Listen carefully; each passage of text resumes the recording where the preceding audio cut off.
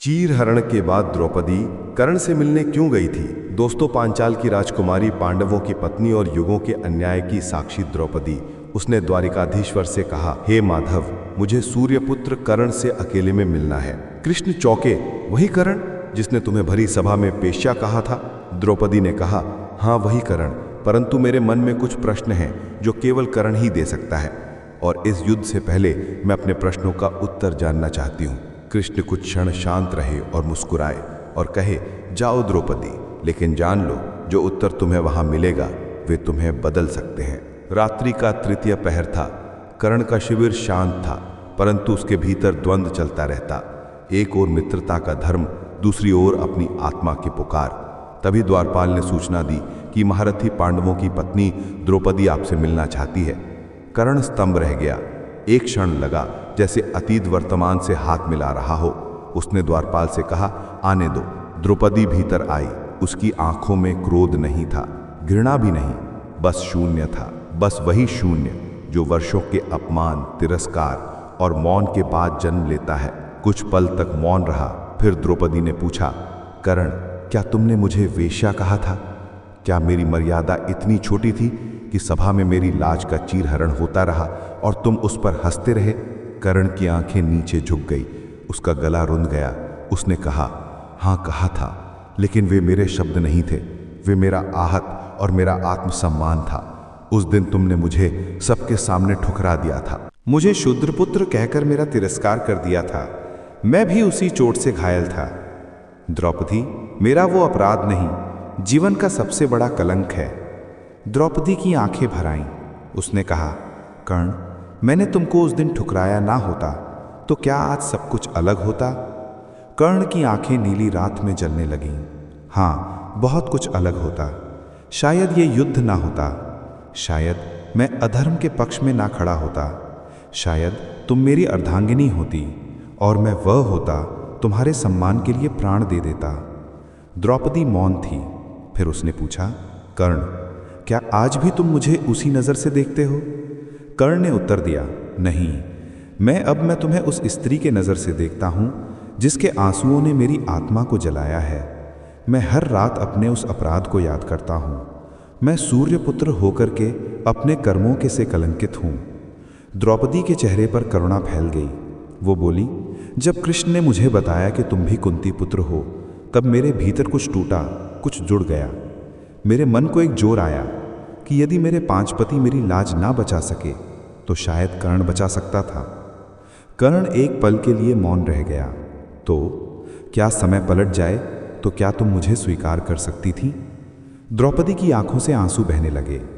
अगर समय मुझे अवसर दिया होता और तुम अधर्म के मार्ग पर ना गए होते तो शायद, हाँ, मैं तुम्हारी हो सकती थी।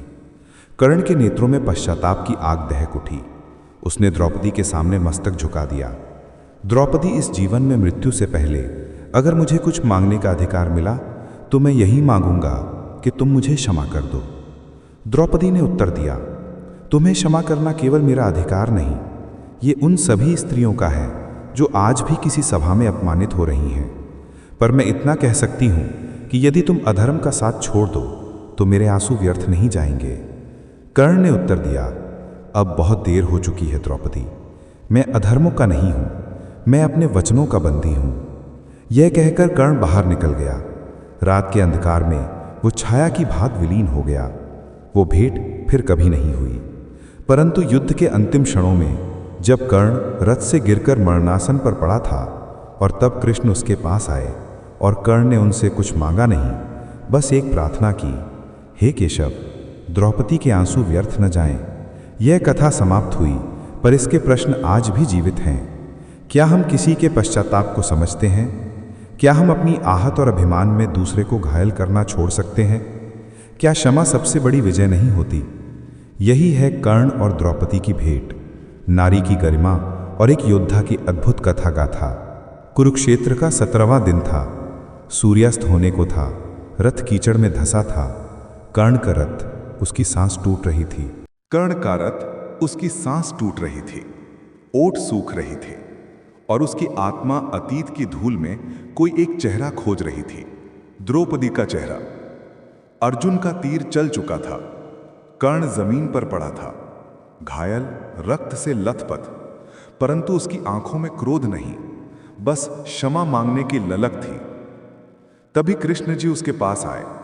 कर्ण ने कांपते स्वर में पूछा, हे वासुदेव, क्या द्रौपदी जान गई कि मैं उसका अपराधी हूं और मैं पश्चाताप की आग में जल रहा हूं? कृष्ण मौन रहे। क्या द्रौपदी मुझे कभी क्षमा करेगी? कृष्ण ने उत्तर नहीं दिया, परंतु उनकी आंखों से 2 बूंद आंसू गिरे और कर्ण समझ गया कि क्षमा मिल गई है। परंतु उस क्षमा की पीड़ा उसकी मृत्यु से भी गहरी थी। कर्ण ने एक अंतिम वाक्य कहा, हे माधव, जब मेरा प्राण मेरे शरीर को छोड़ दे, बस एक बार द्रौपदी को कहना कि जिस सभा में मैंने उसे तोड़ा था, उसी सभा का सबसे टूटा हुआ पुरुष मैं था। और इतना कहकर सूर्यपुत्र कर्ण ने अपनी आंखें मूंद ली। कुछ दिन बाद युद्ध समाप्त हो गया। शिविर में द्रौपदी अकेले बैठी थी और कृष्ण जी आए। धीरज से एक वस्त्र उसके हाथों में रख दी, एक सोने की चंद्राकार ताबीज। यह कर्ण के पास था। मरते समय वो तुम्हारा नाम उसकी सांसों में बसा था। द्रौपदी ने उसे उस ताबीज को अपने हथेली में देखा और धीरे धीरे उसकी आंखें नम हो गईं। उसने कहा कुछ नहीं, पर आंखें मूंद ली। पर उस मौन में एक संकल्प जन्म ले चुका था। अब कोई सभा एक नारी को अपमानित ना कर सके। मैं केवल द्रौपदी नहीं, मैं पूरे समस्त नारी जात की प्रतिनिधि बन गई। अंतिम भाव कर्ण मरकर भी जीवित रहा, द्रौपदी की आंखों के आंसू में। द्रौपदी अपमान से उठकर इतिहास की अमर स्त्री बन गई, जिसने क्षमता को हथियार बनाया और क्रांति को जन्म दिया। युद्ध समाप्त हो चुका था, कौरवों की सेना का अंत हो चुका था। कुंती विलाप कर रही थी, गांधारी मौन तपस्या में जा चुकी थी, अर्जुन शांत था लेकिन भीतर से बिलख रहा था। युधिष्ठिर के लिए सिर पर राजमुकुट था, पर भीतर से अपराध की जंजीरें।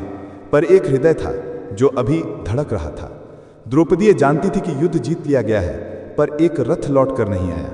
वो रथ कर्ण का था।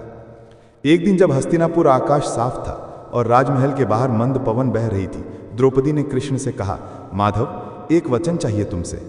कृष्ण मुस्कुराए, द्रौपदी, मांगो जो मांगोगी सत्य होगा। मुझे उस स्थान पर ले चलो जहां कर्ण मारा गया था, जिस धरा पर उसका रक्त गिरा, मुझे उसे छूना है। कृष्ण मौन हो गए और अगले दिन सुबह रथ तैयार हो गया और उसी मार्ग पर द्रौपदी को ले जाया गया जहां पर कभी कर्ण का रथ युद्ध भूमि में कीचड़ में धंसा था। रथ रुक गया। कृष्ण बोले, यही था वो स्थान जहां पर अर्जुन का बाण और कर्ण की नीति टकराई थी।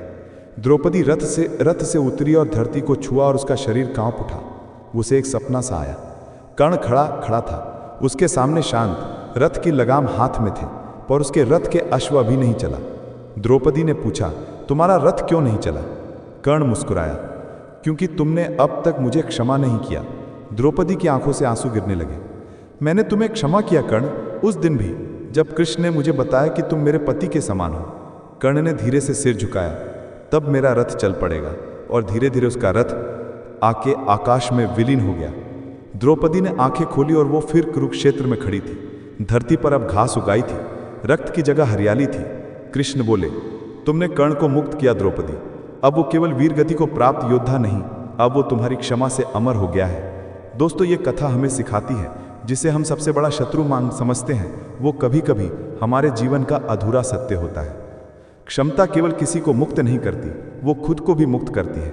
दोस्तों, ये वीडियो आप सबको कैसी लगी कमेंट में ज़रूर बताना। चैनल पर नए हो तो लाइक सब्सक्राइब ज़रूर करना। तब तक के लिए राधे राधे, जय श्री कृष्ण, धन्यवाद।